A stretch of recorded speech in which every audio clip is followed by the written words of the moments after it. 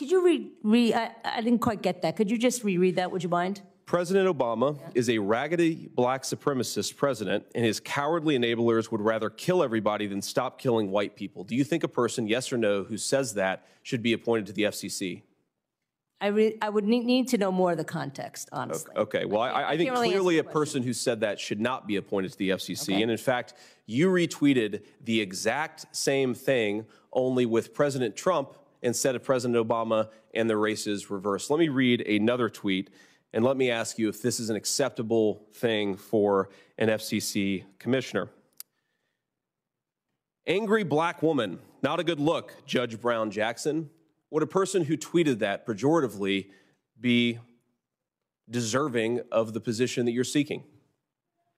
I think it has nothing to do with the position that they're seeking, so not necessarily. So I think that's I know I tweeted something about Judge Kavanaugh, right? I think that's preposterous. Come on. You tweeted at Judge Kavanaugh, angry white man, not a good look, Judge Kavanaugh. Now, here's why I think that it's relevant.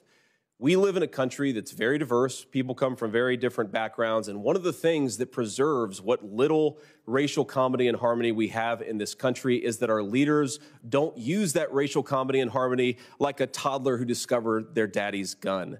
You talk about racial issues in a way that will inflame the very worst things in our country. And I fear that if you're given this position of authority, you will use that authority to continue to inflame and to continue potentially even to censor based on some of these ideas. Now, I've just illustrated a couple of ways that we talk about these issues, or some of our leaders talk about these issues. I hope that I never do.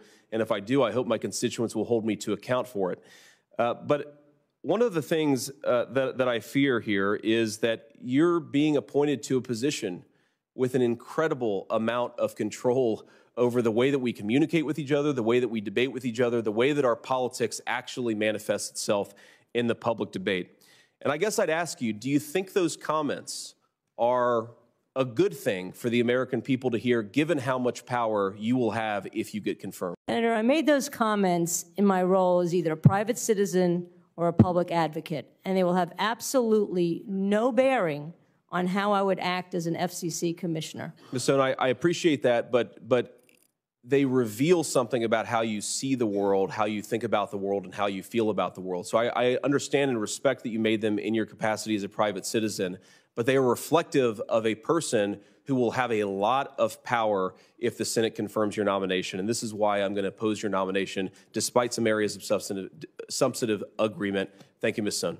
Senator, if I could just say, I can't just walk into the FCC and say, okay, Gigi Sohn wants all these things to happen, and they will happen. Okay, first of all, I'm not going to be the chair, and let's put that one on the table and put that to bed, because that's the latest K Street rumor, right? That the White House wants to make me the chair. That's false. Okay, you have to, as an FCC commissioner, you have to follow the law. You have to follow the Administrative Procedure Act.